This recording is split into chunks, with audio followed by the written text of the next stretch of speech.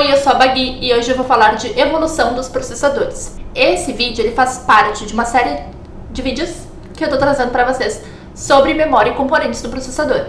Isso eu tô vendo na Faculdade de Ciência da Computação, na cadeira Arquitetura de Computadores e Sistemas Operacionais. Por que eu tô trazendo isso? Porque eu acho importante para quem não tem oportunidade de fazer faculdade, mas estuda programação, ou então para quem faz uma faculdade que é meio qualquer coisa, que essa pessoa ela possa ter sim uma fonte para estudar algo que seja mais contextualizado, assim, uma base teórica melhor, que é o tipo de conhecimento que a faculdade traz. E esses cursos que a gente faz para aprender programação de fato, tipo Alura, J.I.O., etc., não trazem, não dessa forma, mas é importante, né, amigos? Vocês concordam? Talvez não concordem, mas eu concordo. Ai, que bom, que legal, né? É tão legal falar sozinha. Tá bom, então. Alguma coisa, só isso, então. Para começar, a gente vai falar sobre o que é ISA. Todo processador é capaz de realizar as mesmas operações. Por exemplo, todo processador pode fazer soma, todo processador subtração, comparação, etc. Comi uma palavra, tudo bem. Mas essas operações, elas são codificadas de forma diferente em famílias diferentes. E isso depende do ISA. Não entendi o que é ISA ainda. Vou explicar. Você sabe que quando a gente digita lá no programa, em Python, digamos, o nosso código, a gente está usando uma linguagem de alto nível. O que significa isso? Significa que é uma linguagem mais elegante. Eu pensava que era isso. Significa que é uma linguagem que ela foi feita para que a gente, nós, pessoas, entendamos. Entendamos tá certo, né? Eu acho que sim. Então foi feito pra gente entender. O computadorzinho não entende dessa maneira. O computador entende, como vocês bem devem saber, em termos de 0 e 1, ou seja, em linguagem binária.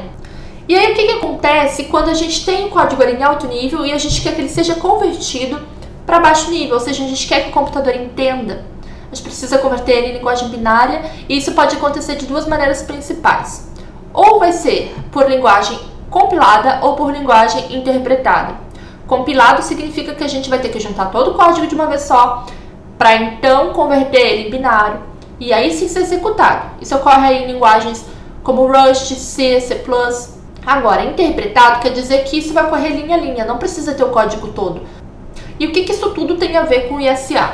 Bom, a ISA vai simplesmente pegar esse código que a gente fez e vai dizer como que ele vai ser passado para o computador entender. Então, o mesmo comando que eu der, 2 mais 2, pode ser convertido para uma determinada sequência de bits ou para outra.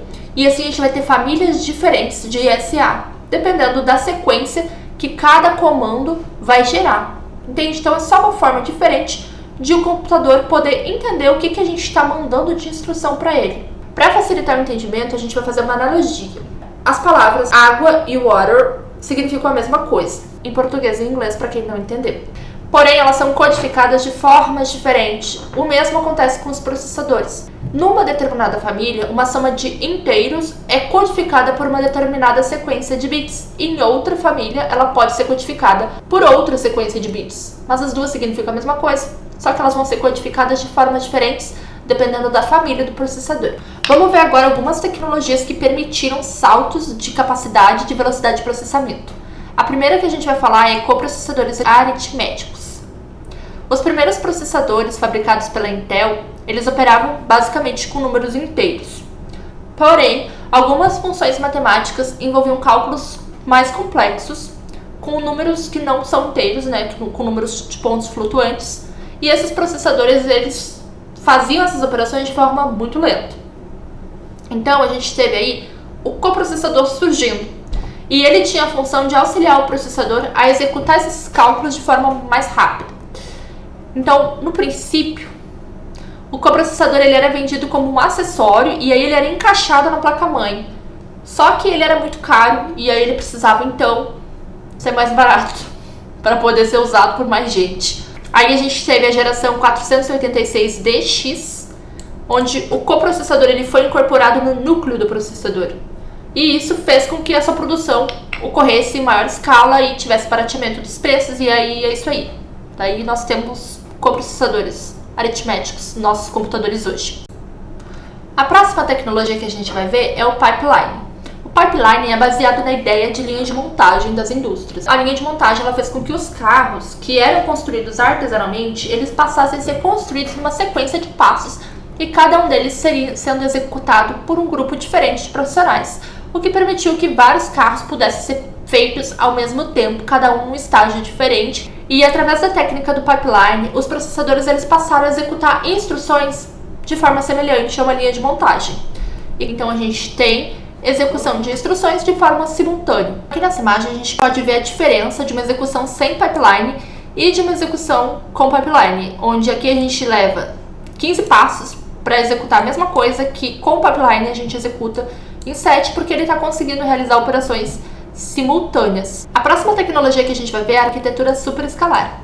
As arquiteturas superescalares elas permitem que diferentes instruções sejam executadas simultaneamente em diferentes linhas do pipeline, porque elas permitem que se iniciem múltiplas instruções no mesmo ciclo do clock. Então aqui a gente vê, sem arquitetura superescalar, aqui um ciclo, aqui outro, mas com a superescalar tudo é dobrado, olha. Então a gente vai ter aqui o início de 2 ciclos ao mesmo tempo, e depois de mais 2, depois de mais 2, o que diminui consideravelmente o tempo de processamento. Próximo que a gente vai ver é processadores multicore. Os processadores multicore são aqueles que eles têm mais de um núcleo de processamento.